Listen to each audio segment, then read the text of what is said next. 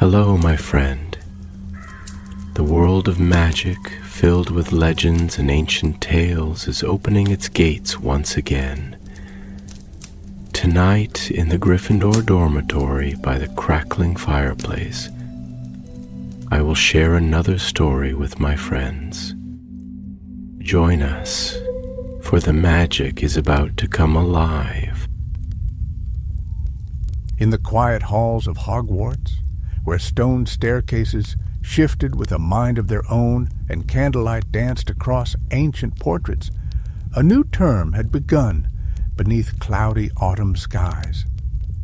The war was over, peace had returned, and the castle breathed a slower, gentler rhythm, yet magic, as ever, whispered its secrets through the shadows. It was Albus Potter's 4th year. The son of the boy who lived was not especially fond of the attention his name brought. He walked the halls not with swagger or pride, but with a quiet curiosity.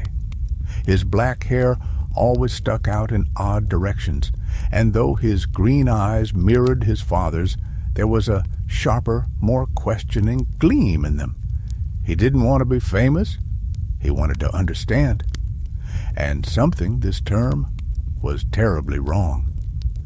It began the 2nd week of September. One night, as the stars shimmered above the enchanted ceiling of the great hall, the portrait of Gunhilda of Gorsmore let out a bone-chilling shriek and shattered. Glass flew across the corridor outside the Hufflepuff common room, and the fat friar had to calm 3 terrified first years. Professor Longbottom, now the sturdy and good-natured herbology teacher, called it a magical backlash, an echo from the war, perhaps. But then the house elves began refusing to go into certain corridors at night, whispering about cold shadows with cruel voices. The suits of armor on the 3rd floor had turned to face the walls, and the owls in the owlery had stopped hooting altogether. Only one group seemed to notice that all these events shared a common detail. They happened near rooms once connected to the Black family. That group was Albus Potter, Scorpius Malfoy, and Rose Weasley. They weren't an obvious trio. Scorpius, pale and twitchy, was the son of Draco Malfoy, once a proud Slytherin. He read more books than he spoke words, and carried a wand with odd silver inlays. Rose, on the other hand, had inherited Hermione's sharp tongue and Ron's fearless temper. When she walked into a room, people cleared the way, and Albus, he had the strange charm of one caught between legacies, a boy standing at the edge of old legends, wondering which direction to step. The 3 of them had discovered their bond in their 1st year over a shared detention, one that involved a misfired exploding snap spell and a thoroughly singed tapestry. Since then, they had explored hidden classrooms, chased Peeves through chimneys, and once rescued a baby hippogriff from the lake's icy shallows. But this time was different. It was Scorpius who first mentioned it. One late evening in the library, he laid an open book on the table between them. The book was ancient, its cover soft and worn, and its title, Genealogies of Noble Blood, glowed faintly in firelight. "See here," Scorpius whispered, tapping a page. "Phineas Nigellus Black, once headmaster. He had a study below the castle through a passage that no longer exists. It says here he stored personal artifacts there, enchanted to repel intruders." Rose leaned in, eyes narrowing. "This matches the places where the magic's been acting up." Albus frowned. "You're saying all these disturbances are tied to a hidden room?" Scorpius nodded. "A room that belonged to the Black family, and not just any member. Phineas was known for darker curiosities." That night, the trio made their first venture toward the dungeons. The castle had long since quieted. Even the portraits seemed to be sleeping. With Rose leading, wand out and confidence unshaken, they moved down spiral stairs, past the potions classroom, and into the oldest sections of the castle. "Here," Scorpius whispered, pointing to a seam in the wall. "There should be a passage, if the map's right." He pulled from his satchel a folded parchment, not the Marauder's map, but something far older, with lines etched in faded ink. He tapped the wall twice, whispered something in Latin, and for a moment nothing happened. Then a groan of stone on stone, and a doorway slid open. Beyond it lay a narrow corridor, the air thick with dust and magic gone stale. Their footsteps echoed like whispers in a crypt. The walls were lined with black stone, and carved upon them were names: Orion, Walburga, Regulus. They pressed on. At the end of the corridor was a heavy door of ironwood, bound in bands of silver, tarnished with time. In its center was a sigil, a silver serpent wrapped around a burning star. Rose reached for the handle, but it didn't budge. "It's locked," she muttered. Scorpius knelt beside it, examining the sigil. "It's sealed with old blood magic. This isn't something we can break with Alohomora." Albus stared at the emblem. "What does it mean?" Scorpius looked up, solemn. "It's the mark of Walburga Black, the matriarch. She was obsessed with purity and control. If this door's bound with her magic, we'll need more than spells to open it." As they turned to leave, something cold passed through them, a gust that should not have existed underground. The torches along the corridor flared blue, and a whisper slid across the stones. "Return what was stolen." They fled. Back in the common room, breathless and wide-eyed, Albus could barely speak. "Did you hear that?" Rose nodded. "Return what was stolen, but what was stolen?" Scorpius looked grave. "That room wasn't just sealed, it was guarding something, and now whatever was in there knows we were there." Outside, the wind howled against the high towers of Hogwarts. The stars blinked coldly, and deep below the castle, behind silver and iron, something ancient stirred. The adventure had begun. The next morning, dawn pale and gray, with low clouds pressing against the windows of the great hall. Rain tapped lightly on the glass, and the ceiling above mimicked the same silvery drizzle, casting the long tables in a misty glow. Students ate quietly, and talk of the portraits screaming had already become yesterday's gossip. But at the Gryffindor table, Albus Potter sat unusually silent. He barely touched his toast. His mind was far from breakfast. It was still in that cold, narrow passage beneath the dungeons, still fixed on that heavy door with its serpent seal, and the whisper that had chased them back through the stone corridors. "Return what was stolen?" Rose sat beside him, buttering a scone with far more force than necessary. "We have to go back." Scorpius, seated across from them with a copy of Advanced Magical Theory propped against a jug of pumpkin juice, didn't look up. "Brilliant idea, Weasley, except for the part where the door is sealed with blood magic and the room might be cursed."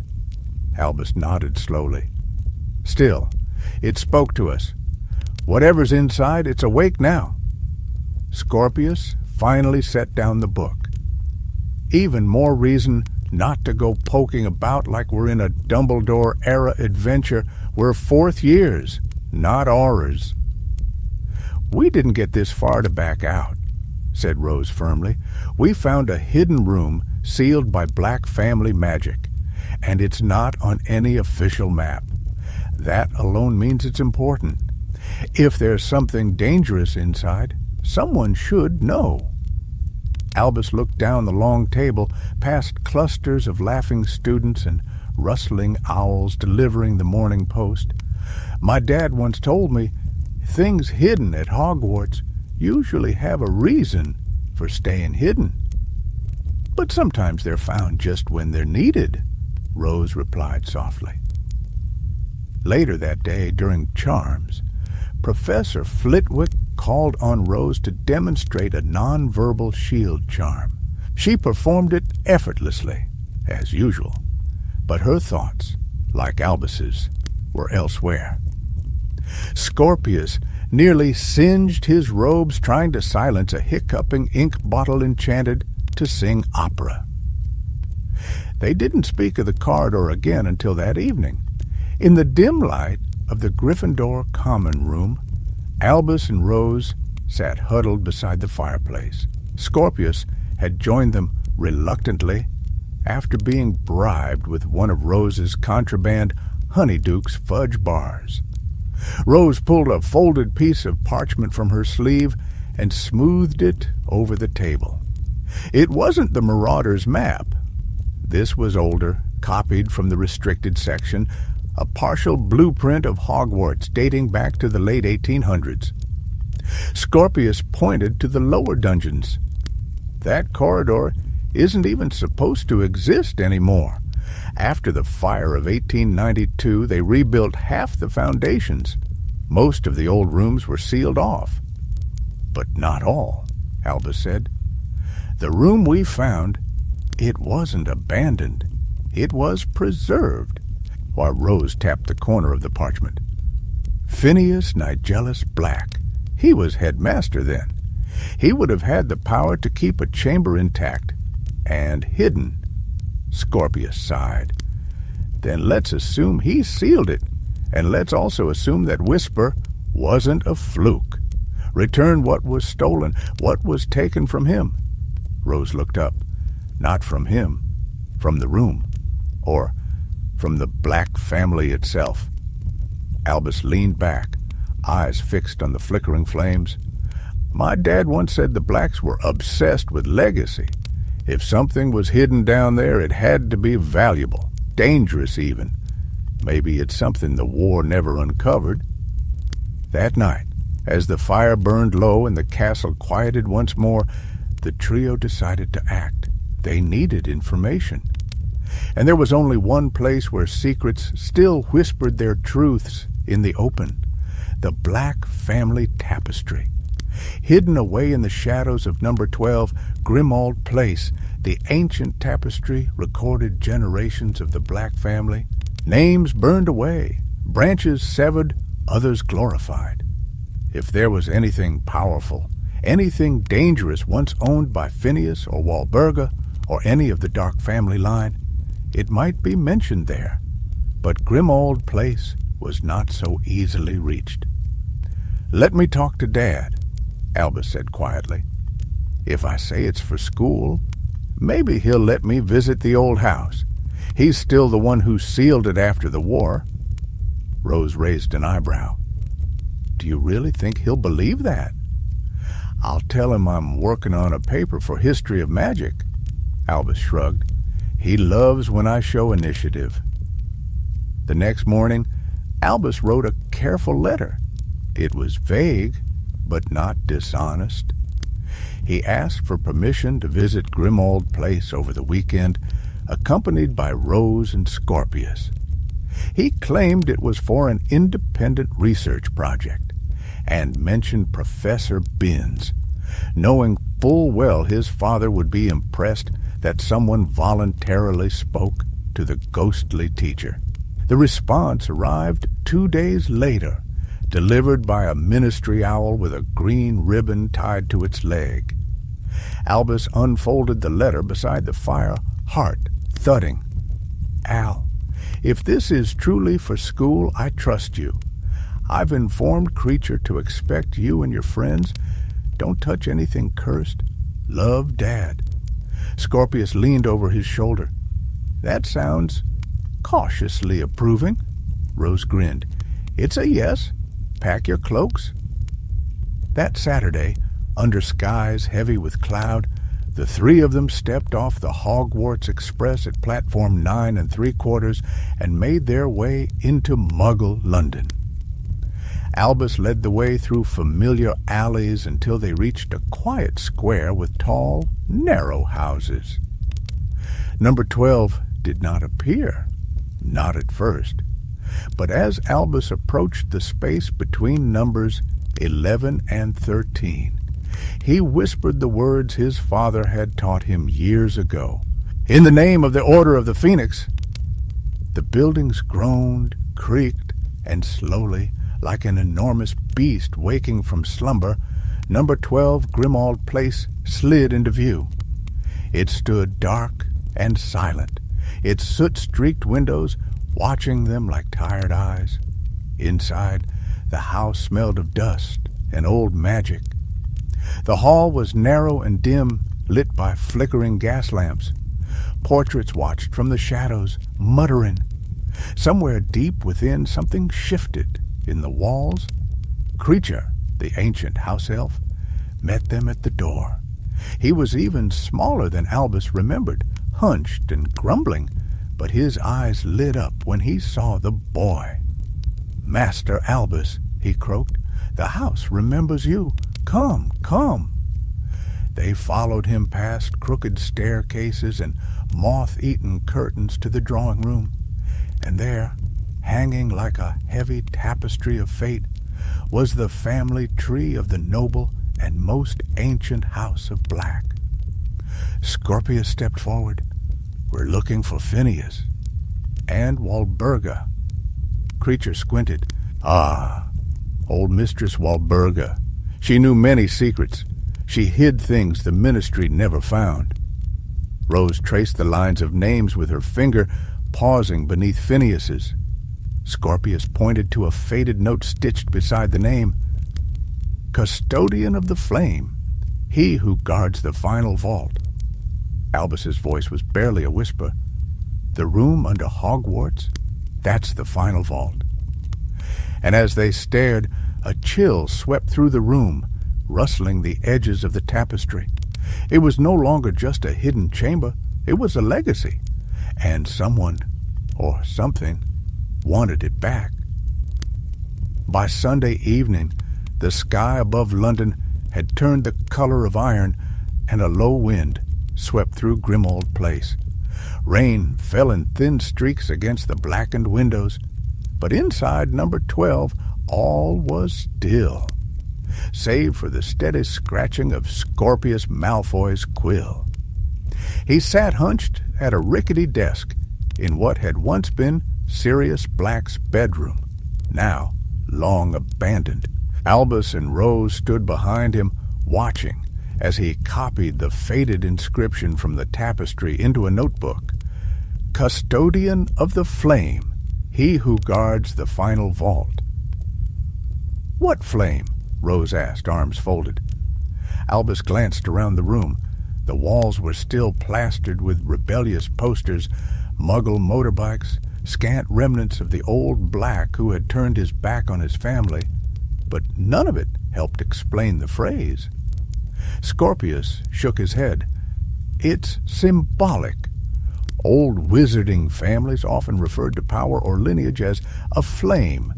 The vault must be the chamber we found, a place meant to protect that power, or hide it." Rose frowned. "But if Phineas Nigellus was the custodian, why seal the vault in Hogwarts?" Albus leaned against the windowsill, staring out at the rain. "Because he was headmaster. He could hide things there, behind enchantments no one else would dare tamper with." Scorpius tapped the page. "The question is, what did he guard?" At that moment, the door creaked open. Creature stepped in with a tray of steaming tea and muttered something about nosy children and ungrateful bloodlines. But Albus caught a glint of something in the old elf's eye, something like worry. "Did Walburga Black ever keep a journal?" Albus asked suddenly. Creature's ears twitched. Mistress did not write like a silly girl. She kept records in her own way. Where? The elf hesitated. Then, with a reluctant grunt, he shuffled over to the bookshelf and pulled on a cracked leather spine. A section of the shelf groaned, clicked, and slid aside to reveal a narrow alcove. Within, wrapped in dragon hide and bound with twine, was a long, thin ledger. Creature dropped it onto the desk. "Read at your own peril," he muttered, then hobbled out. Rose untied the twine carefully. The ledger creaked open. Its pages were covered in fine, spidery script, arrogant, slanted handwriting that seemed to scowl even in ink. "She wrote it like a logbook," Rose murmured. "Everything's catalogued. Dates, names, objects." Scorpius flipped ahead. "Wait, here. September 1878. Item placed under Phineas's care to be sealed beneath the school. Key given to the eldest. Blood shall open where blood once sealed." Albus's heart quickened. Blood shall open where blood once sealed.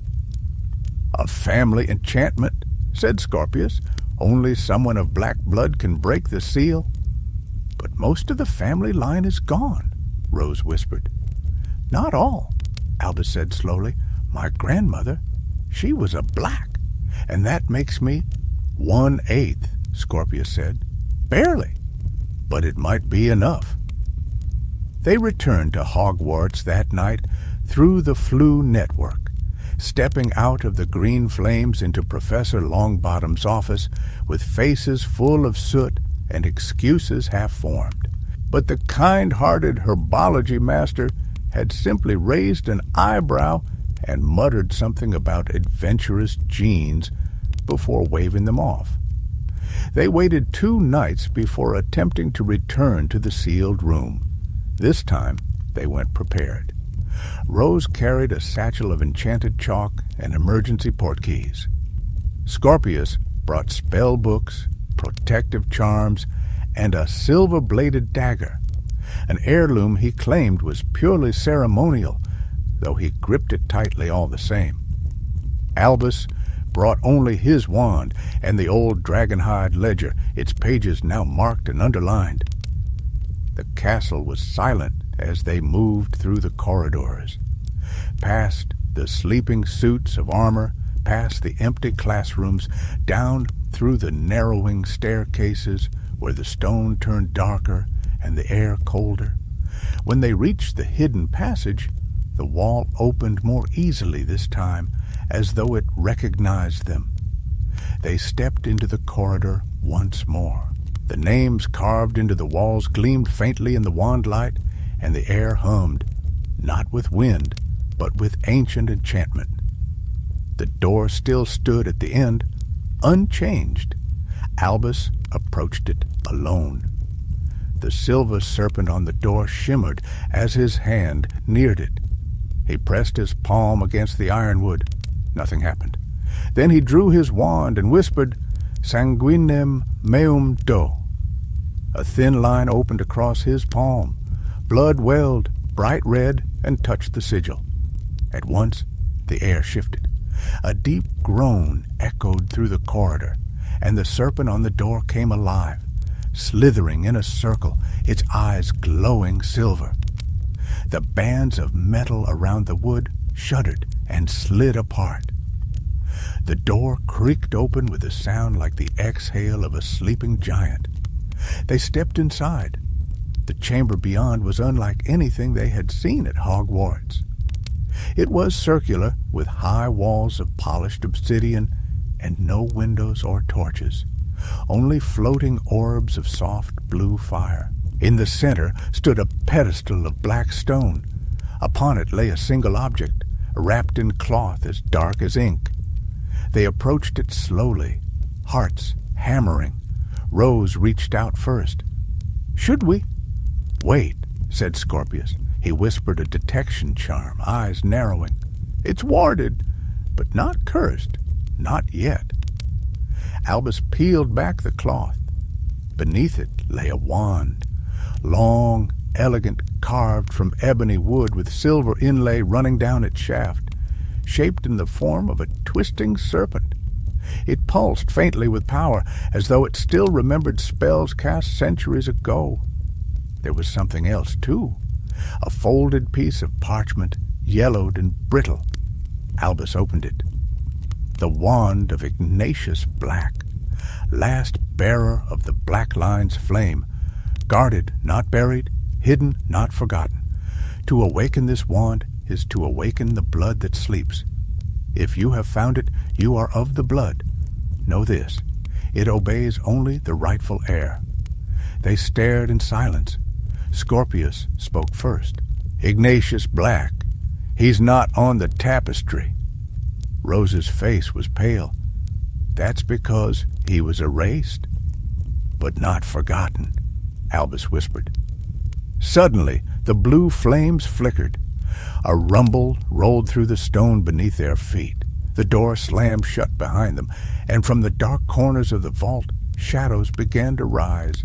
Not smoke, not creatures, but memories given form, wraith-like, silent, and cloaked in the cold presence of the past. One stepped forward, tall, cloaked, with a face hidden behind a silver mask. Rose raised her wand. The figure lifted a hand, and the serpent wand on the pedestal snapped into the air, hovering. "Who claims the flame?" it whispered. Albus stepped forward. "I do." The figure paused, then bowed, and vanished. The others dissolved like mist. The wand dropped into Albus's hand, warm to the touch. It thrummed with recognition. Scorpius swallowed. Well, that was dramatic. But before they could speak further, the room began to shake. Cracks formed in the walls. The firelight dimmed. The pedestal crumbled. Rose grabbed Albus's arm. "Time to go." They fled the vault as the walls split and groaned, racing up through the corridor, through the shifting stones. The door behind them sealed with a deep, final thud.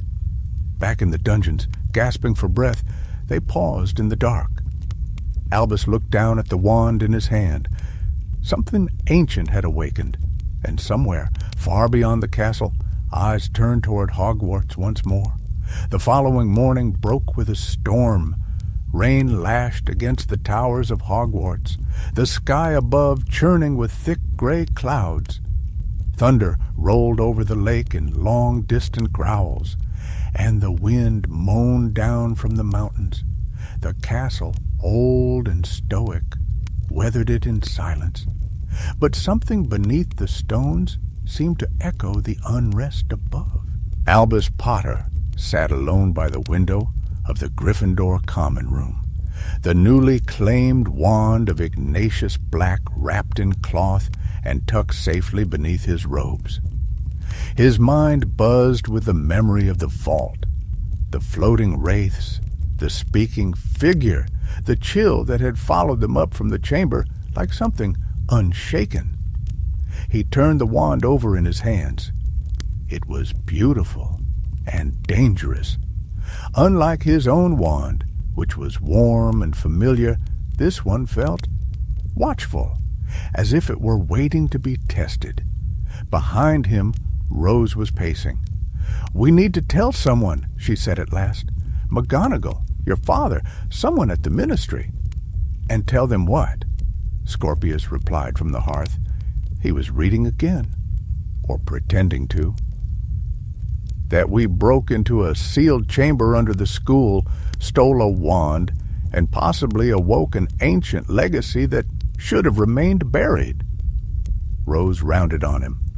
"It wasn't stealing. The vault opened to Albus. The wand chose him. That's what worries me," Scorpius muttered. Albus remained silent. The image of the masked wraith haunted him, its words echoing through his thoughts like the thunder outside. Who claims the flame? He hadn't answered on impulse. He'd felt something in that room, a pull, deep and undeniable, and when he'd held the wand, it had pulsed in his hand not with dark magic, but with something older, something that felt like inheritance. But now the vault was sealed once more, and the school, for now, was quiet. Until that evening. They were in the library, tucked behind a shelf of Transfiguration journals, when the screaming began. It was distant at first, high, thin, and unnatural. Students looked up from their books, startled. Madam Pince burst from behind her desk, wand drawn. Then came the crash. Glass shattered in the corridor beyond. A suit of armor toppled with a sound like thunder. The lamps in the library flickered wildly.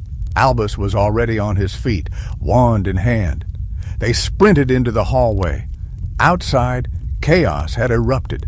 A portrait, the same one that had screamed weeks earlier, now burned with a sickly green flame. The subject, a knight in tarnished silver, thrashed and howled, his voice rising in fury. "You dare awaken the vault? You dare disturb the flame?" Rose extinguished the fire with a jet of water. The painting hissed and went dark. Other students were gathered now, whispering fearfully. Professors were arriving from all directions, herding students away. Professor McGonagall appeared at the far end of the corridor, cloak billowing behind her like storm clouds.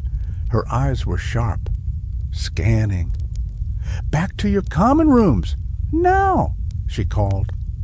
As the crowd dispersed, her gaze locked on Albus. "Potter, my office, immediately." The headmistress' office had changed little since the days of Dumbledore. The walls were lined with portraits of former headmasters, most of whom dozed quietly or pretended to. Fawkes's perch still stood by the window, long empty now, and the great silver instruments on the shelves hummed softly to themselves. McGonagall stood behind her desk, arms folded, watching the three of them with a face that showed no patience for lies. "Would one of you care to explain," she began, "why a portrait sealed by ancient black family magic is now possessed and burning in the corridor outside the library?" Albus hesitated. Rose opened her mouth, but Scorpius cut in. "We were investigating magical disturbances. We think they're tied to a sealed room beneath the dungeons. A room tied to the black family." McGonagall's eyes narrowed. "Go on." Albus stepped forward. "We found a vault, hidden, old. It had Phineas Nigellus's magic all over it. Inside was a wand. I think it belonged to Ignatius Black." He drew it out carefully. McGonagall's breath caught. For a long moment she said nothing. "Ignatius Black," she repeated. "That name has not been spoken in this castle for generations." "You knew of him?" Rose asked. McGonagall nodded slowly. "He was struck from the records, the last true heir of the Black Line. They say he delved into old magic, not dark necessarily, but forgotten, feared." Scorpius shifted. "Why was he erased?" "Because he refused to follow the family's path," she replied.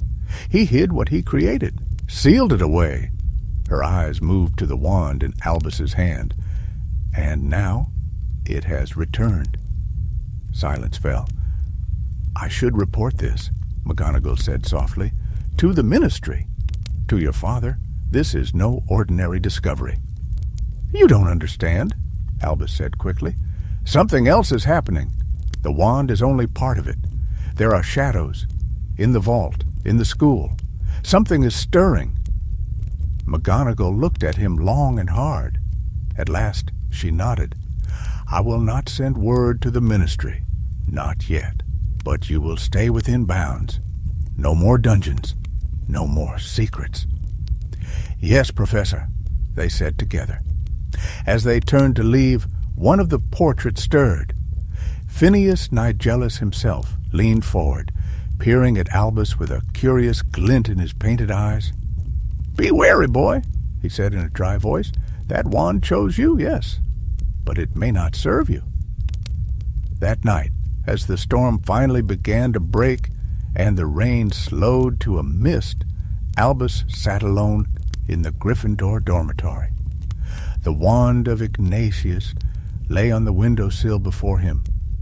He stared out into the night, toward the lake, where the moonlight shimmered silver across the waves. Beneath those waters, the castle kept other secrets, ones that perhaps even the head mistress did not know. And though the vault had been sealed again, and the danger seemed to have passed, Albus felt it, a presence, a tension in the magic of the castle. The wand was not evil, but it had awakened something, and deep beneath Hogwarts, in corridors long buried and magic long forgotten, something was watching, waiting, and it was not yet finished with him. Days passed, and the shadows seemed to recede, but only on the surface. The storm lifted from the mountains, and the October air turned crisp, carrying the scent of fallen leaves and chimney smoke through the grounds of Hogwarts. Classes resumed their usual rhythm, and most students turned their thoughts to the approaching Hogsmeade weekend and the prospect of warm butterbeer and Honeydukes sweets. The strange disturbances had faded into rumor once more, but for Albus Potter and his friends the sense of unease had not lifted. The wand of Ignatius Black remained hidden in Albus's trunk, wrapped tightly in its black cloth, though he felt its presence always, a faint humming in the back of his mind, like the echo of a song half remembered. He did not dare use it, not after what the shadows in the vault had said, not after the flames in the portrait and the screaming of the painted knight. But he felt it calling. Rose was cautious. She watched Albus closely, reminding him at every opportunity of Professor McGonagall's warning and the thin line they walked. "We were lucky last time," she would say. "We don't get another chance if something goes wrong." Scorpius, however, had taken to quiet research. His evenings were spent buried in the library, scouring every book he could find on the Black family, ancient wand lore, and long-forgotten Hogwarts chambers. He said little of what he discovered, only that he was working on something important. And so the days passed, uneasily calm, until the dreams began. Albus didn't speak of them at first. He thought them nothing more than fragments of memory, but they returned, night after night, vivid and strange. In the dream, he stood at the edge of the black lake beneath a silver sky. The water was perfectly still, black as ink, as, on the far shore, the forbidden forest loomed, its trees tall and silent, and in the center of the lake, just beneath the surface, he saw it, a shape, vast and ancient, coiled like a sleeping serpent. The voice came from nowhere, yet echoed all around him. "The flame burns below. The air must descend." He would wake with a start, heart pounding, the dream vanishing like smoke in the morning light. After the third night, he told Rose. She frowned, thoughtful. "It's a message. The wand is connected to it. You said the portrait screamed return what was stolen. Maybe this is the next part." "I think something's down there," Albus said quietly. "In the lake. Something that belongs to the Black family." Rose shook her head. "Even Dumbledore couldn't see all that lies beneath the lake. It's ancient. There are stories of ruins, even creatures, lost under the silt. But no one's ever mapped it." That same evening, Scorpius burst into the common room, cheeks flushed, a book clutched tightly to his chest. "I found it." They followed him up to the dormitory, where he slammed the book down on Albus's bed.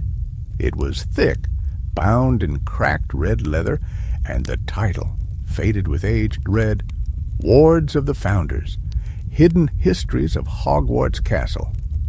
Scorpius flipped rapidly to a marked page. There, read that. Albus leaned in. The passage was brief, but it chilled him more than the cold stone beneath his feet.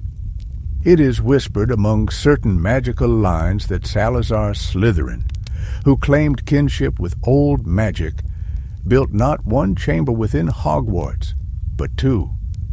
The second, far older than the Chamber of Secrets, was sunk beneath the lake and sealed with a flame that no water could extinguish. It was called the Vault Below, and only the blood of his line, through oath or inheritance, could unbind it. Rose inhaled sharply. Salazar Slytherin, the Black family, claimed descent from him. Scorpius nodded. Through the line of Isla Black. That's why the wand responded to you, Albus. You carry his blood. The pieces were falling into place, and none of them liked where they were leading. They agreed to wait until the next Hogsmeade weekend.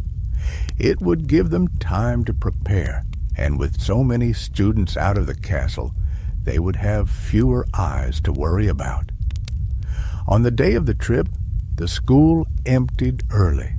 Cloaks swirled in the wind as students made their way down the path to the village, laughing, jostling, unaware of the three who slipped away in the opposite direction, toward the boathouse. It was still morning. Mist hung over the surface of the black lake like a curtain. The boats, once used to ferry first years across the water, bobbed gently at their moorings. They chose the smallest. Are we absolutely sure this isn't madness? Scorpius muttered as he climbed aboard. We passed madness weeks ago, Rose replied dryly. Albus took the oars. They rowed in silence, the only sound the rhythmic creak of wood and the lapping of water against the hull. The mist thickened as they moved toward the center of the lake, swallowing the castle behind them. Then Albus stopped rowing. The water here was darker, deeper. The light dimmed beneath the clouds, and the surface shimmered with strange silvery ripples. I think this is it, he whispered. He drew the wand of Ignatius from beneath his cloak. The moment it touched the air, the lake changed. The water hissed. A circle formed around the boat, glowing faintly with pale green light. The mist drew inward, coiling like smoke, and beneath the boat something vast stirred. Then from the depths rose a platform of stone, silent, smooth, and ancient. It emerged without a ripple, wide enough for them to stand upon, carved with strange symbols that pulsed faintly in the mist. They stepped onto it together. At the center stood an archway of black stone, half submerged, covered in algae and runes so old they were barely visible. In its center was a circular indentation, the size of a wand. Albus stepped forward and placed the wand of Ignatius into the hollow. It fit perfectly. There was a pause, then a deep rumble beneath their feet. Water drained from the arch. The symbols flared to life in a circle of green fire, and then, with a whisper of ancient magic, the stone beneath them opened. A stairway descended into the lake bed, into a vault forgotten by time. They looked at one another and descended. The stairwell was narrow, carved into the stone of the lake bed itself, lit by green flame. As they moved deeper, the air grew cold, thick with moisture and magic. It felt as though the lake pressed in around them, held back only by the ancient enchantments of the founders. At the bottom was a door, a wide arch of black basalt etched with the same sigil that had marked the first vault, the serpent and the burning star. This time, the door opened before they touched it. Inside was darkness, and a single voice that echoed in the silence. The heir has come. The flame shall burn anew. The chamber was vast, circular, like the vault before, but this one held no pedestal. Instead, at its center, stood a pool of perfectly still water, black and glassy, surrounded by ancient columns. Floating above the water, unmoving, was a single object, a medallion shaped like a serpent devouring its own tail. Rose took a step forward, her voice tight. "That's not just a vault," Scorpius whispered. "It's a prison." And above them, in the dark corners of the vault, unseen eyes opened. There was no sound in the vault, no wind, no dripping water, no hum of life. The silence pressed in on them like a physical thing. Even the flames lining the chamber burned without noise, their pale green glow casting strange shadows across the stone. Albus stood at the edge of the black pool, staring up at the medallion that floated above it. The serpent that circled the golden disk was twisted into a perfect loop.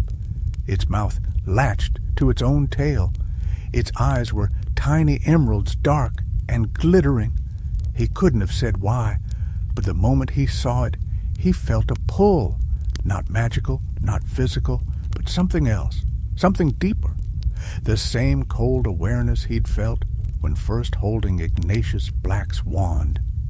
Behind him, Rose whispered, "That's the Ouroboros, a symbol of eternity, rebirth. It's been used in wizarding magic for centuries, but this one, it's not just a symbol," Scorpius finished, his voice tight. "It's binding something." They stepped closer to the pool. Beneath the surface, something stirred. A flicker, like a reflection that didn't quite match. It was there for a heartbeat and gone the next. But all three had seen it, a face.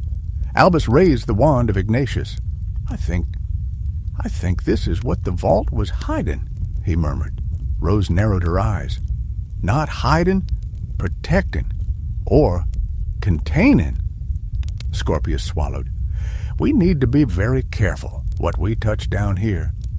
But even as he said it, the medallion began to descend. It floated lower, hovering inches above the water's surface. As it moved, the chamber brightened, the flames rising taller, casting the serpent's shadow in great looping arcs across the walls. The water rippled, and something rose with it, not fully, only shapes, movements beneath the surface, but enough to see that the pool was not empty. Beneath its smooth black surface swam a mass of silver thread-like tendrils, drifting as though suspended in air. They moved as one, curling upward toward the medallion like roots toward a flame. Then a voice spoke, not aloud, but inside their heads. "The blood has returned. The key has turned. The seal grows thin." Albus took a step back. "Did you hear that?" Rose nodded, wand raised. "Every word." Scorpius turned slowly. "We're not alone down here." A shape detached itself from the wall, tall, human, but not alive. It shimmered as it moved, made of something like smoke and memory. A ghost, but colder. Albus recognized the face. Phineas Nigellus. The former headmaster's ghost regarded them with piercing eyes.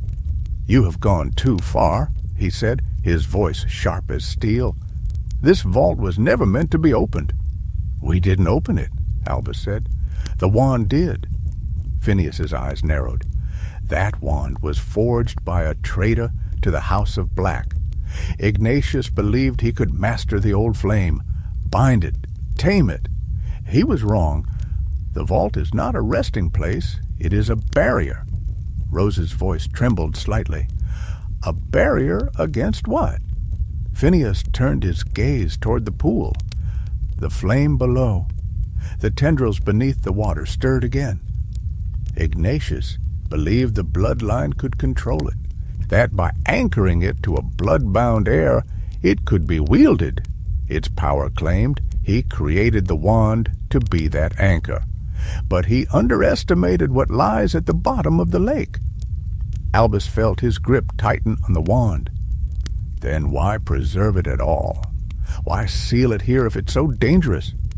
Because we could not destroy it, Phineas said. The flame is older than the Founders, older than Hogwarts. It does not burn with fire. It burns with memory, with magic too ancient to name. If unleashed, it would consume more than this school. Rose looked to Albus, her expression grim.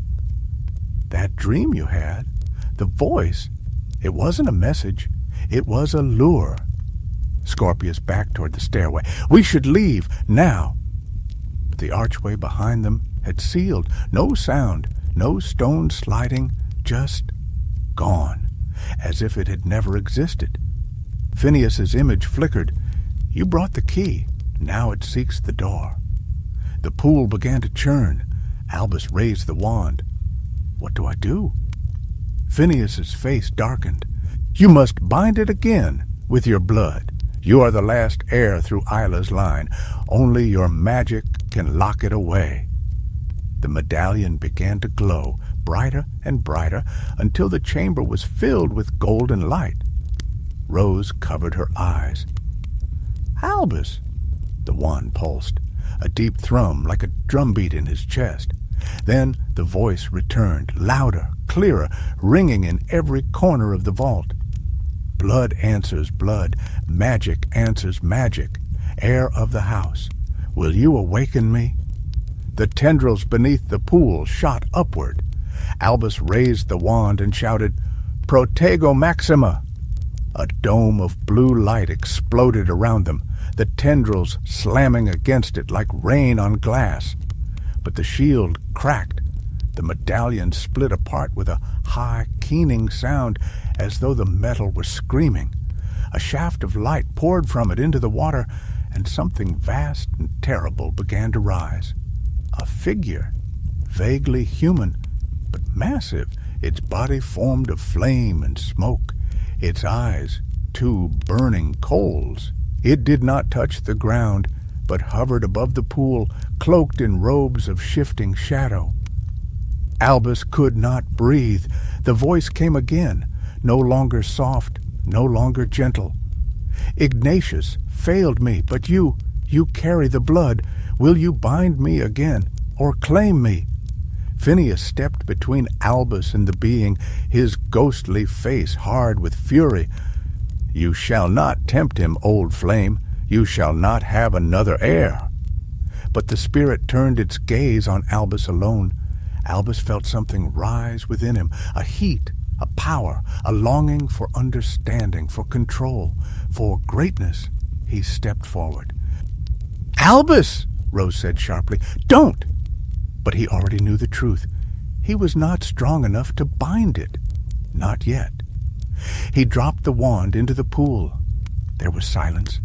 Then a blast of wind knocked them backward as the figure shrieked, not in anger, but in retreat. The flames collapsed inward, the tendrils recoiled, and the medallion's shattered pieces sank into the water. The chamber darkened. The pool went still, and the archway reappeared behind them. Phineas turned to Albus. You have chosen wisely, but the vault is weaker now. The seal may not hold. Albus nodded, heart still pounding. Then we'll be ready. Rose grabbed his arm. Let's go. They fled up the stairway, the wandless chamber sinking once more into silence.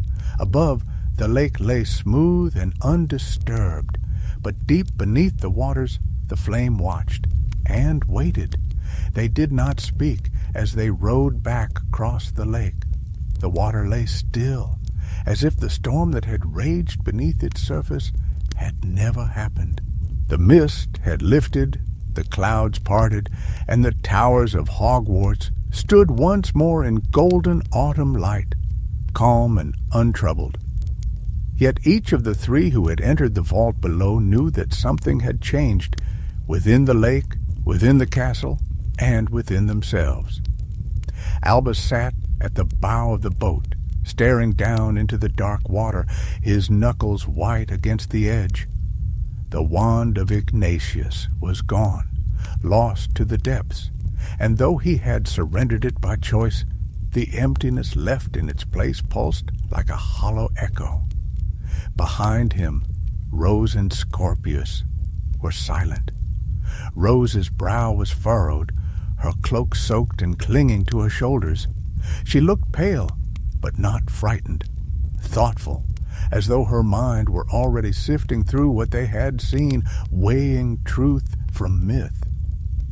Scorpius sat hunched over, face half hidden beneath his hood. He clutched something in his lap. The red leather book from the library. Somehow he had brought it with him.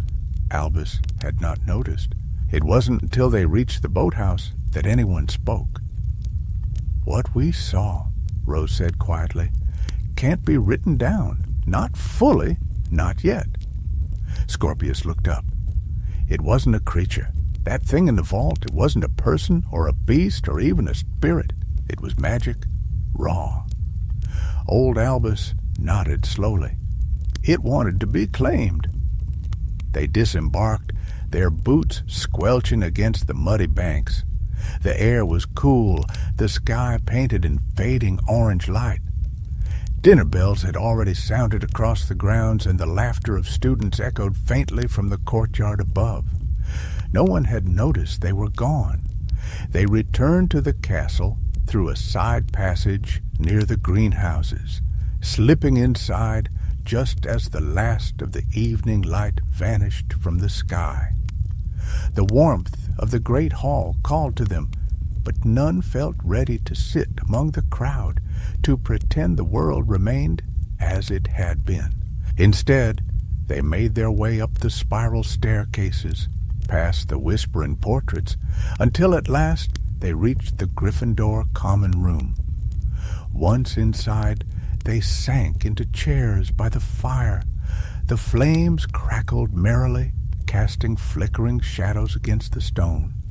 Other students bustled about, playing exploding snap, passing pumpkin pasties, chatting about Hogsmeade.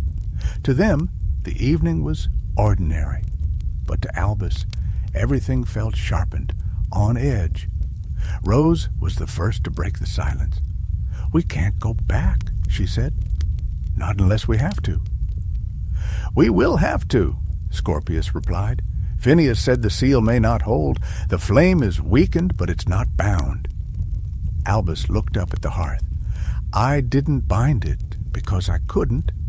Rose turned to him. "Number, you chose not to. That's not weakness." "I felt it," he said, voice low. "It offered power, not like dark magic, not corrupted, just pure. I could have taken it. I think it wanted me to." "But it didn't," Scorpius said. "Not truly. If it did, it would have taken you, possessed you." Rose nodded. "It was testing you, testing whether it could use you to free itself." Albus didn't answer. His hand went to his robes where the wand had once rested, empty. Later that night, when the common room had gone quiet and the other students had retired, Rose pulled a folded piece of parchment from her satchel. "Scorpius," she said, "you've been reading that founder book non-stop. Did it say anything about reinforcing a seal, strengthening old magic?" He blinked at her, surprised. Not directly. But the founders did believe in magical anchors, physical objects that held enchantments in place, usually tied to bloodlines or locations. "Like the wand," Albus said, "or the medallion." "Exactly," Scorpius replied. "If we could find a way to bind a new anchor, something of black blood or Slytherin descent, maybe we could seal it properly." "But we'd need to find it," Rose said. "Something ancient, something the flame couldn't twist." Scorpius leaned forward. "There might be one place, a place even older than the vault." Albus raised an eyebrow. "Where?" "The catacombs." For a moment, no one spoke. The catacombs of Hogwarts were legend. Whispers of them appeared in dusty old texts. spoken of in the same breath as the Chamber of Secrets, a labyrinth of tunnels and tombs beneath the oldest part of the school. Some said they predated the castle itself. "They're real?" Rose asked. Scorpius nodded. "I found references, brief ones. The founders used them during the construction of the castle. Salazar Slytherin was said to have buried certain artifacts of origin there, items that channeled magical currents beneath the land." "Anchors?" Albus murmured. Scorpius looked at them both. "If we find one, we might be able to reinforce the vault. But the catacombs are uncharted, forbidden." Rose smirked. "When has that ever stopped us?" They waited 3 more days. The castle returned to its usual routine, but the dreams did not stop. Albus still saw the lake in his sleep, and the voice still whispered beneath the surface. "The seal weakens. Magic calls to blood." But this time he did not wake afraid. He woke determined on a moonless night when the sky was black and the stars hid their faces. The 3 of them descended again, this time not to the dungeons nor the lake, but to the east wing, to a corridor that had long since fallen into ruin. It was hidden behind a tapestry of a wyvern and a knight locked in eternal battle. Albus pulled it aside, revealing a narrow stone arch, half-collapsed, overgrown with moss and shadow. Scorpius stepped forward. "This is it." He tapped the stone with his wand and whispered a word in a language none of them recognized. The archway shimmered. A passage opened. Cold air rushed out, smelling of earth and ancient time. A staircase descended, vanishing into darkness. Albus lit his wand. Together they stepped inside. The catacombs of Hogwarts lay before them, forgotten, untouched, and waiting. And in their depths, something stirred, something old, something watching. The stairway was narrow and steep, its stones slick with moisture and the weight of ages. The deeper they descended, the colder the air became, thick with the scent of wet earth and dust, long undisturbed.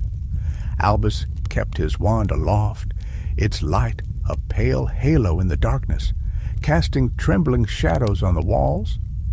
Rose came behind him, her wand drawn and her steps sure. Scorpius brought up the rear, muttering under his breath as he checked a hand-drawn map that trembled in his gloved fingers. He had copied it from a brittle scroll he'd found in the restricted section, a sketch made by an unknown student nearly 2 centuries ago, with warnings scrawled in the margins. "Beware the dead that dream." They had been walking for nearly 10 minutes when the stairway leveled out into a long corridor. The walls here were older, rougher, the stones uneven and covered in lichens that shimmered faintly when touched by wandlight. Bones lay in alcoves, long-forgotten remains of wizards and witches from another age, their names erased by time. Rose paused beside one of the alcoves.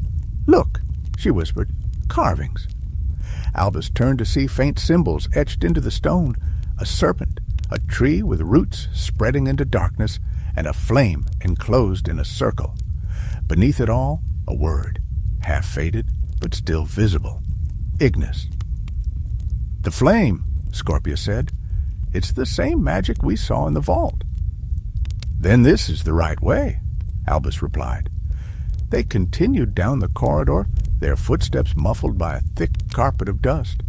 The air grew heavier the farther they went, as though the catacombs themselves were watching, waiting.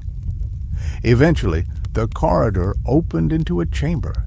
It was vast and circular, with 12 archways leading in all directions, each marked with a different emblem: a badger, a lion, a raven, a serpent, a crescent moon, a staff, a mask, and others even Albus did not recognize.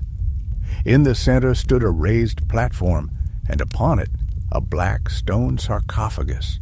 It was bound in iron, its edges carved with runes that shimmered faintly in the glow of their wands. "This is it," Scorpius breathed. "The Nexus." Rose circled the platform, her eyes scanning the runes. "These are binding symbols, old ones. See here, tener magiam. It means to hold magic. This isn't just a tomb." "It's an anchor," Albus said, "just like we hoped." Scorpius stepped up to the sarcophagus and placed his hand on the stone. "We'll need to connect it to the vault below. That means a blood offering, a spell of anchoring, and a magical link, an artifact, something connected to the black line." "But the wand's gone," Rose reminded him. Albus frowned. "Number. Not all of it." He reached into his satchel and drew out a small blackened splinter, the last shard of Ignatius's wand, which he had retrieved from the shores of the lake days earlier. It was only an inch long, cold and lifeless, but it pulsed faintly in his hand. "I think this is enough." He stepped onto the platform and laid the shard atop the sarcophagus. Instantly, the runes flared white. The chamber trembled. The doors behind them began to close, each archway sealing with a dull boom. Wind howled up from the cracks in the floor, and the air turned icy. The sarcophagus split down the middle with a sound like stone cracking in frost. Inside lay no body, only flame. It burned without smoke or heat, swirling in slow patterns of red and gold, suspended in the air like a heartbeat. At its center hovered a stone medallion, identical to the one in the vault, except this one was whole, its serpent unbroken, its emerald eyes closed. Scorpius reeled back. "It's alive!" "No," Albus whispered. "It's waiting." He raised his wand and began the ritual, the one Scorpius had copied from the scroll, pieced together from fragments of Latin and forgotten theory. A spell to bind an anchor, to tether a power greater than any wand to a place, a symbol, and a bloodline. The words echoed in the chamber like a rising storm. "Sanguis ligat, magia tenetur, per hereditatem, vinculo aeterna." Blood binds, magic is held, by inheritance, a bond, eternal. He cut his palm again, as he had at the vault, and let the blood drip onto the shard. It hissed against the wood, then vanished into it. The medallion flared green. The flame swelled, then dimmed, and then the chamber grew still. The anchor had accepted the offering. The medallion sank into the sarcophagus, now resealed. The runes around its edge glowed faintly, no longer pulsing but steady, bound. Rose exhaled, her shoulders relaxing. "We did it, did we?" Scorpius murmured. He turned slowly, his face pale. "Look," they followed his gaze. One of the sealed archways had opened again, not the one they had entered from, but another across the chamber, marked with the serpent. From it came a soft sound, like breath, like whispering. Then a figure stepped through. It was a girl, perhaps 17, clad in robes of dark green and silver.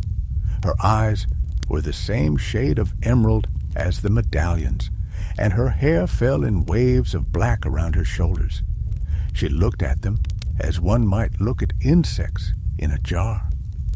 "You touched the flame," she said, her voice soft and cold. "You bound it again. Clever, but foolish." Albus stepped forward, wand raised. "Who are you?" She smiled, but there was no warmth in it. "I am what remains, the last daughter of the true House of Black." Scorpius drew in a sharp breath. "But that's impossible. The line ended." "No," she interrupted. "The recorded line ended. I was hidden, preserved, for this purpose." Rose raised her wand. "What purpose?" The girl stepped forward, her presence icy and oppressive. "To reclaim what was ours. You've delayed it, but you cannot contain the flame forever. The air has touched it. It knows him now." Her eyes fixed on Albus. "It will call to you again." And with that, she turned and vanished into the shadows beyond the archway. For a long time, none of them moved. Then Albus spoke, voice barely above a whisper. "She's not finished." Scorpius nodded slowly. "Neither is this." They turned back toward the stairs. The flame had been bound again, but its servant still walked, and the true secret of the Black family had only begun to reveal itself. The shadows of the catacombs pressed close as Albus, Rose, and Scorpius retraced their steps through the serpentine corridors beneath Hogwarts. Their wands cast long, flickering beams ahead of them, but the air remained unnaturally still, as though the darkness were listening. None of them spoke until they reached the staircase that led back to the castle.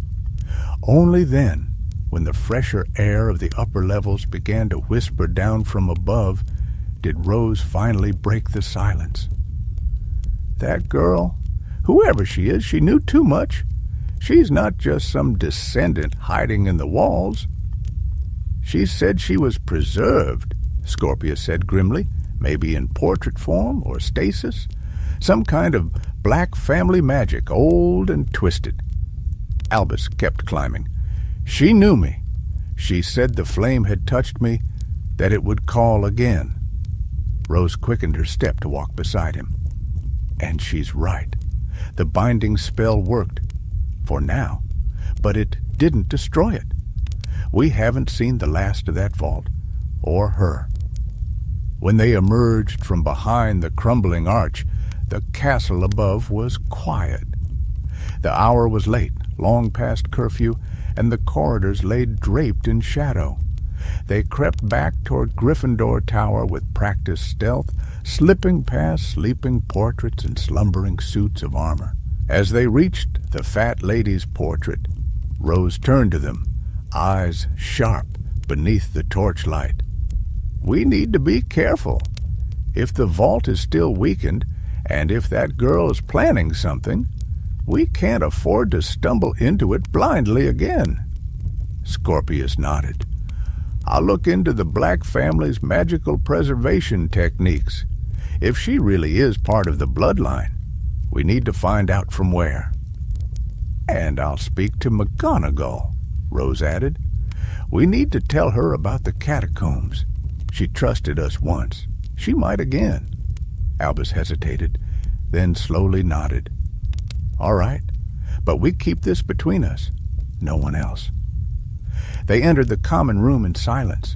The fire had burned low, casting the room in an amber hush. Outside, the sky was turning from black to gray, the first whispers of dawn on the horizon. Albus didn't sleep. The next day passed like a whisper. The trio moved through their classes with quiet precision, speaking little, their minds turned inward. Scorpius had taken to the library again, prowling through the ancient tomes like a silent predator, always scribbling notes in his worn parchment book. Rose, true to her word, went to Professor McGonagall. She returned, pale-faced. She already suspected, she told them that evening. She's felt the magical currents changing. She knows something's been disturbed, though she doesn't yet know how deep it runs. "She didn't ask what we did?" Scorpius said, surprised. Rose shook her head. "Only told me to be cautious, and to remember that magic older than Hogwarts should never be underestimated." That night, the dreams returned to Albus. He stood once more at the lake's edge, but this time he was not alone. The black-haired girl was there beside him, barefoot upon the stones, her emerald eyes glowing. "You tried to seal it," she whispered, "but the flame does not sleep. It remembers." She held out her hand. "Come, there is more." Albus reached for her and woke up gasping. The wind outside had risen, rattling the windows of the tower. The moon had vanished behind thick clouds. He sat upright in bed, drenched in sweat. Something had changed. The next morning brought chaos. It began with the owls. At breakfast, a flurry of feathers burst into the great hall, but not with their usual grace. The birds swooped in erratic patterns, some colliding mid-air, others dropping letters and packages too early. One owl, white and fierce-eyed, dropped a single scroll before the high table and let out a shriek that echoed through the hall. All eyes turned to Professor McGonagall. She rose slowly, her face unreadable, and opened the scroll. Her mouth tightened. "Students," she said at once, her voice ringing clear, "you are all to return to your common rooms at once. Prefects, assist, no exceptions." A murmur rippled through the hall. "What's happened?" Rose whispered as they stood. "I don't know," Albus muttered, "but it started." They were barely inside the Gryffindor common room when the notice arrived. Scorpius, who had slipped away to eavesdrop by the fat lady's portrait, returned with grim news. There was a breach. Someone entered the forbidden forest. A magical surge near the lake. The auras have been summoned. Albus's blood turned cold. "The flame," Rose nodded. "Or the girl. Or both." They waited until nightfall.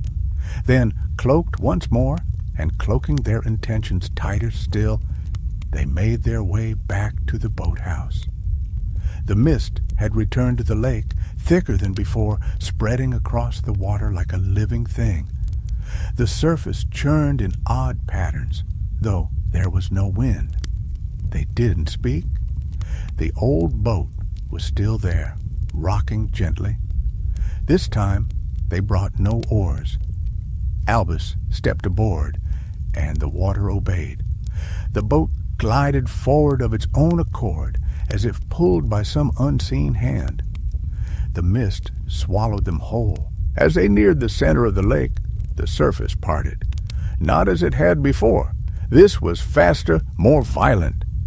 The stone platform rose again, but it was cracked now, runes flickering, the edges warped by heat.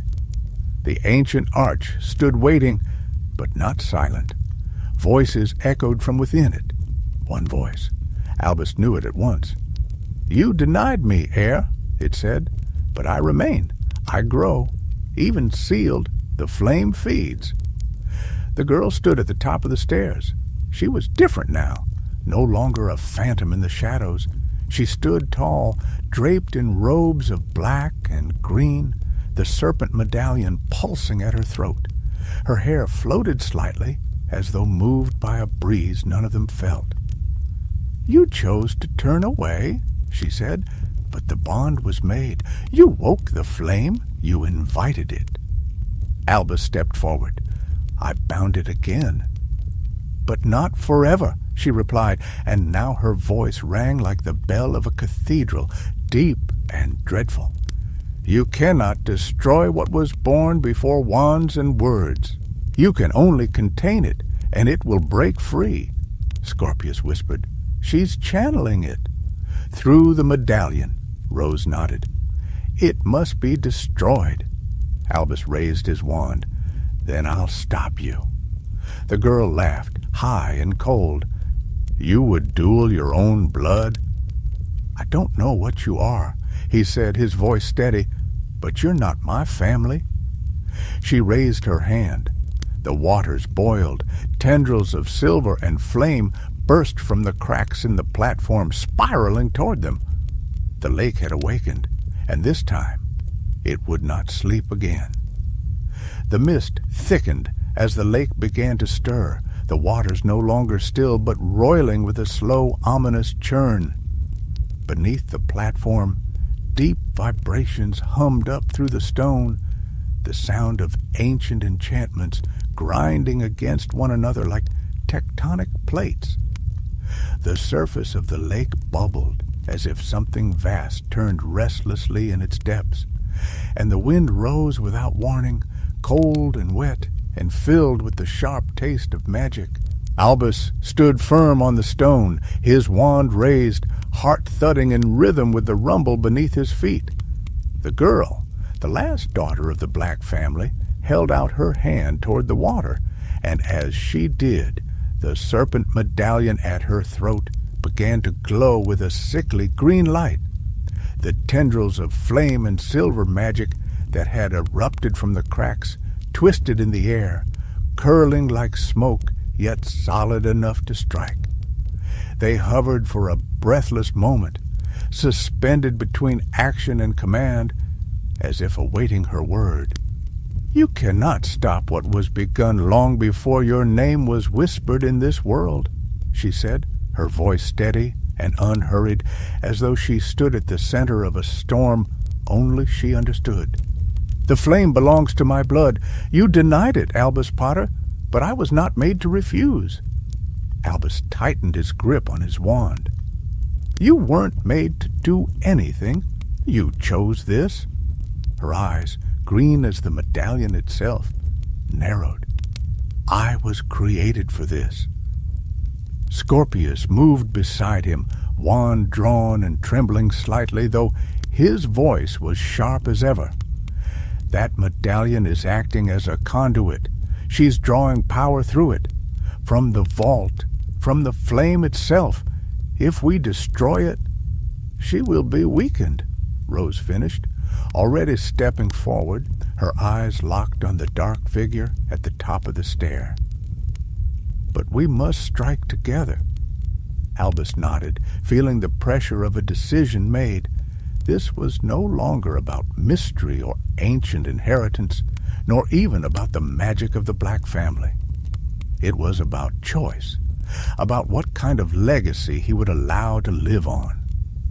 "Now," he said, and the three raised their wands in unison.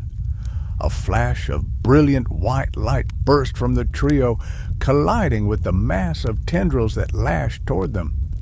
The spells struck home, forcing the serpent-like wisps back toward the girl, who staggered under the sudden force. The medallion flared dangerously bright, then cracked across its surface with a sound like splitting ice. But the girl's fury ignited in an instant. She raised both hands, and the lake exploded upward.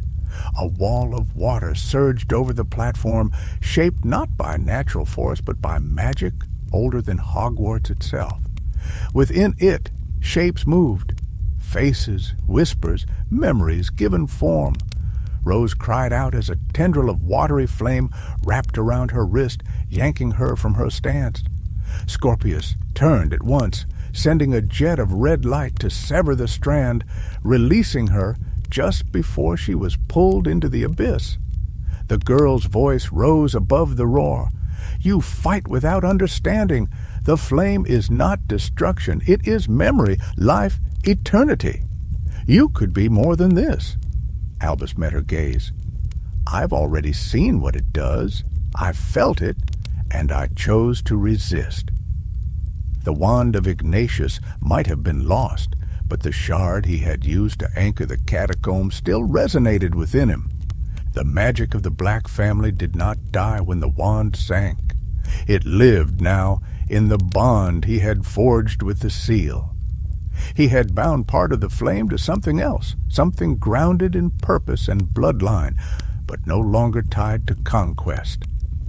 As the girl descended the stair, her robes rising and falling as if lifted by unseen winds, Albus turned to Rose and Scorpius. "We need to sever her link to the vault. That's the only way to stop this." Rose was already casting again, her spells now focused not at the girl, but at the ground around the platform. Cracks spread with each blast, disrupting the circle of runes carved into the stone. The ancient enchantments began to flicker and bend. The conduit was weakening, Scorpius darted around the far edge of the platform, raising a shield charm just as another torrent of watery flame rushed toward them. "I'll break the containment glyphs. Buy you time." Albus faced the girl alone now. She looked weary, though her power still surged. "You can't bind what was never meant to be caged," she hissed. "You will only delay what must be." Albus did not answer with words. He raised his wand and focused on the shard of Ignatius's wand, still bound within the seal below the school, the ancient catacomb chamber that thrummed with restrained magic. He called to it, not as a master, but as a guardian, and the response was immediate. The air shimmered, the water slowed, and then the vault below answered. Green light burst from the lake itself, a column of energy that split the platform in two. From the depths, the old seal, the one they had awakened, the one they had reinforced, sent out its cry. The flame had been claimed, yes, but it had been redirected. The medallion shattered. The girl screamed, not in pain, but in fury, and the lake collapsed inward. Water poured over the platform, extinguishing the last of the magic tendrils. The mist lifted, swept away by a sudden gust of wind. The stone began to sink once more, retreating to the lake bed. Albus grabbed Rose and Scorpius. "Hold on!" They clung to one another as the platform slipped beneath the waves, and the ancient arch crumbled behind them. The magic holding it together had broken, shattered by their unbinding. With a final hiss of expelled power, the waters closed above the stone, stilling once more. When they opened their eyes again, they were floating in the center of the lake, the castle rising like a beacon of warmth in the distance. The boat bobbed nearby, as though it had been waiting. Albus, soaked and breathless, climbed aboard, helping the others after him. They lay there in silence for a long while, the night now starless, the moon hidden. No wind stirred. Then, slowly, the boat began to drift back toward the shore. None of them spoke. What had taken place beneath the lake defied even the deepest corners of magical history. They had not destroyed the flame. That was never possible. But they had redirected its course, anchored it not to blood, not to ambition, but to will, free, chosen, and bound by something stronger than lineage, intention. As they reached the bank, Albus turned once more to the lake. Its surface was smooth again, calm and dark. The stars above reflected perfectly in its depths. He felt no whisper in his mind, no pull from the medallion, no presence in the deep, only stillness. But even as he stepped onto solid ground, he knew the story was not finished. Magic like that never truly ended. It slept, it shifted, and it waited, for moments of weakness, for choices yet unmade. Still, for now, the vault was silent, and so at last they returned to the castle. The following morning dawned clear and cold, the October air tinged with frost. A hush had fallen over the castle, as if even the stones of Hogwarts could sense that something had shifted in the deep. From the highest towers to the lowliest dungeon, there was a stillness, a subtle pause in the breathing of the walls. The lake, ever vast and brooding, lay like a mirror under the pale morning sun, undisturbed and silent. To most, it looked as it always had, but to 3 students who had touched the vault at its heart, it no longer held mystery. It held memory. Albus, Rose, and Scorpius had returned to their dormitories before sunrise, wet to the bone, half frozen and drained in ways they could not put into words. They had not spoken on the journey back, and even in the quiet warmth of the Gryffindor common room, with the fire lit and their cloaks steaming gently, the silence remained. It was not fear that held their tongues now, nor confusion. It was understanding. The kind of understanding that took root not in the mind, but in the soul. That day passed slowly, the hours stretching thin and pale like winter light. Albus moved through it in a daze, his thoughts distant, his attention fractured.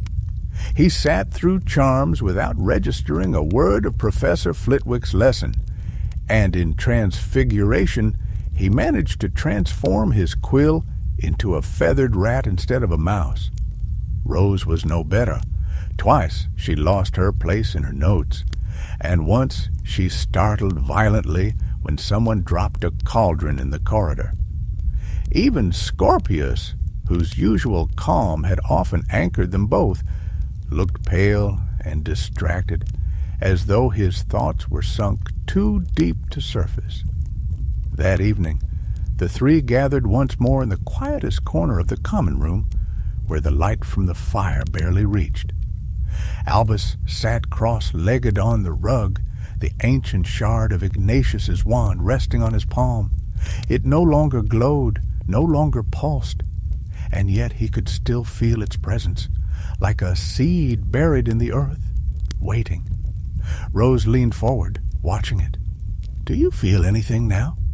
Albus shook his head. "Not like before. It's quiet. Like the magic's gone dormant." "It's not gone," said Scorpius, setting a thick book on the table beside him. "I've been reading again, trying to understand the theory behind what we did. Magical containment rituals usually fail because the source fights the vessel. But the flame, it wasn't fighting anymore. It was accepting the new anchor." "Accepting," Rose repeated, "or lying in wait?" Scorpius hesitated, then nodded. "Possibly both." Albus looked up, his voice low. "Do you think she's still out there? The girl?" "She didn't die when the medallion shattered," Rose said. "She vanished. She wasn't entirely human, at least not anymore. Whatever the Black family did to preserve her, it left her connected to the flame." "She was created for a purpose," Scorpius added, "but her purpose failed." "No," Albus murmured. "It didn't fail. It changed. The flame isn't bound to her anymore. It's tied to something else now. Something it didn't expect." Rose turned to him. "You." For a moment, none of them spoke. The fire cracked gently in the hearth, and the sounds of laughter and footsteps drifted from the upper dormitories. Outside, the wind brushed the windows, soft as breath. Albus finally nodded. "I didn't choose it, but I didn't refuse it either. I guided it. That's all I could do." Rose sat back, thoughtful. The flame was older than the Black family, older than the founders. It didn't begin with them, and it doesn't end with you. But you've changed its path. "That's all we can ever do," Scorpius said. "Change the path." In the days that followed, the castle seemed to settle once more into its ancient rhythm.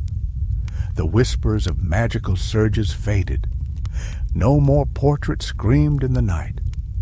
The suits of armor that had turned to face the walls resumed their old silent watch. The house elves returned to the dark corners of the dungeons. Even the owls flew straighter. To most students, the disturbances of the term became the stuff of rumor again. Half-truths and fanciful tales whispered in corridors or exaggerated in the pages of the Hogwarts Whisper. But for Albus and his friends, it was not a story. It was memory, as real and heavy as the wand that no longer casts spells, as vivid as the reflection of the girl's green eyes on the Black Lake. Professor McGonagall called Albus to her office a week later. She said nothing of the vault, nothing of the flame or the battle at the lake. She only looked at him, her sharp eyes measuring something more than his height or the set of his shoulders. At last she said, "You have grown?" He nodded, unsure how to respond. "There are some secrets the castle keeps even from its headmistress," she continued, not unkindly. "But Hogwarts chooses its guardians wisely." She did not press him further, and so the term continued. Hogsmeade weekends came and went. The Halloween feast arrived in a blaze of floating pumpkins and dancing skeletons. Rose earned top marks in potions. Scorpius was caught reading 3 different books at once by Madame Pince, and Albus, though he still walked the castle with a sense of distance in his eyes, laughed again, slowly, carefully. But even as life resumed its shape, there were signs. Late one evening, Albus wandered down to the lakeshore. The sky was clear, the stars scattered thick across the heavens. The lake shimmered in their light, calm and beautiful. He stood there for a long time, watching the ripples touch the shore. Then, as he turned to leave, he saw it, a single spark of green, flickering far beneath the surface, small, distant, but alive. He did not run. He did not fear it. He only watched and whispered, "I remember." And the lake, ancient and still, whispered nothing back. Not yet. Winter crept slowly upon the castle, frosting the windows of every tower and spreading white across the sloping grounds. Snow gathered on the turrets and blanketed the trees of the forbidden forest, whose black trunks stood stark and silent beneath the ice. By December, the black lake had frozen over, smooth as glass, reflecting the pale gray sky and the long shadows of the castle walls. Students bundled in scarves and cloaks hurried through the corridors, chattering of Yule preparations and Christmas feasts. The warmth of enchanted fires and the scent of cinnamon and fir filled the air. Yet to 3 students, the winter brought not only snow and celebration, but a quiet, heavy stillness, the kind that lingered after something unseen had passed through and left the door ajar. Albus Potter, though present in his classes and careful in his speech, had become more reserved since the day of the binding, where once he had been quietly curious, often thoughtful. Now there was something solemn in his gaze, something that no longer belonged entirely to the rhythm of everyday life. He still met Rose and Scorpius by the fire, still walked the length of the courtyard beneath the frost-covered arches, still studied late when exams approached, but there was a part of him that had not quite returned from the vault below, a sliver of himself anchored to something ancient, waiting in silence. Scorpius, for his part, buried himself in research, retreating once again to the deeper corners of the library. He had taken to translating obscure runes and tracking magical bloodlines through texts so brittle they crumbled at the corners. Though he never said so aloud, Albus understood what he sought: reassurance that they had done the right thing, that the flame's redirection would hold, that it would not one day rise again with new purpose and new hunger. Rose was more practical. She kept her mind occupied with schoolwork and quietly volunteered in the hospital wing, pretending her hands were not trembling whenever she heard the word vault whispered among gossiping students. She too had changed, less in manner, but in thought. Where once she had believed every answer could be found in books, she now understood that some truths lived beyond parchment and ink, buried in the blood and bone of the world itself. It was on the final Friday before the Christmas break that the 3 of them sat once more in their favorite corner of the Gryffindor common room. Outside, snow drifted gently past the windows, and inside, the fire crackled, casting gold across their faces.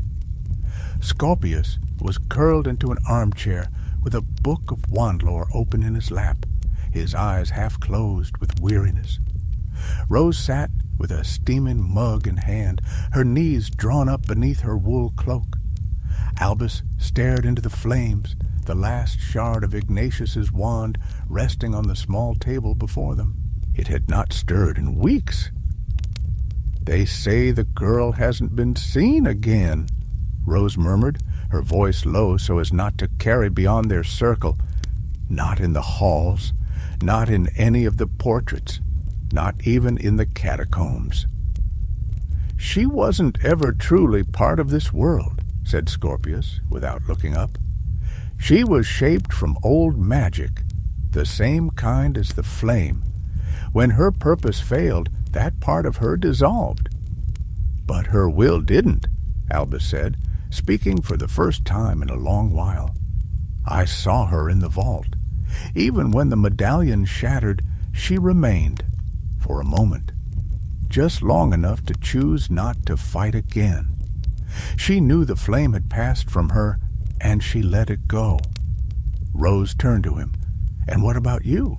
Has it really gone from you?" Albus hesitated, then reached out and touched the shard.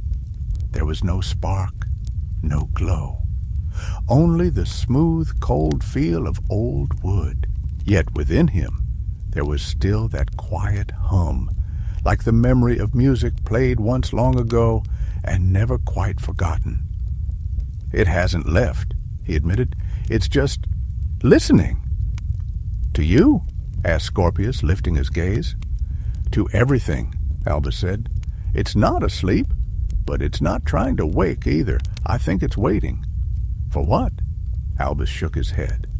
"For someone to decide what it is." They sat in silence after that, the fire warming their hands, but not chasing the cold from their thoughts.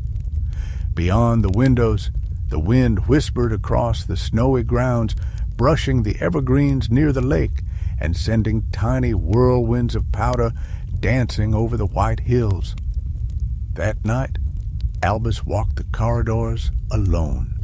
The castle was quieter than usual, many students already gone home for the holidays, and the few who remained were asleep or lost in their own dreams.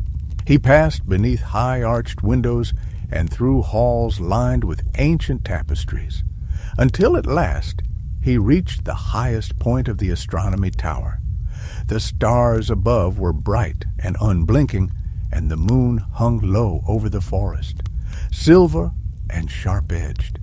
The lake gleamed in the distance, a great dark sheet beneath the sky. Albus stood at the edge of the tower and looked out over it all. He thought of his family, of the legacy he carried. The Potter name had always been linked to great deeds and terrible burdens, but what had happened beneath the lake had nothing to do with his father or his grandfather or the stories written in the pages of wizarding history. It had been his decision, his choice, not to wield, but to contain, not to conquer, but to preserve. He drew the shard from his pocket and held it in the starlight. A faint warmth spread through his palm, not magic in motion, but something older, acknowledgement, understanding. He whispered a single word, not a spell, but a promise. "Guard!" Then he placed the shard into the small hollow of the stone ledge, where it settled without protest, as if the castle itself accepted the offering. Albus stepped back. The wind stirred again, and the stars watched in silence. Far below, beneath stone and water and memory, the flame slumbered, and for now, peace returned to Hogwarts. But magic, like stories, never truly ends. It merely waits for the next name, the next question, the next voice in the darkness willing to listen. And one day, the flame would be called again, but not tonight, not while the Guardian watched.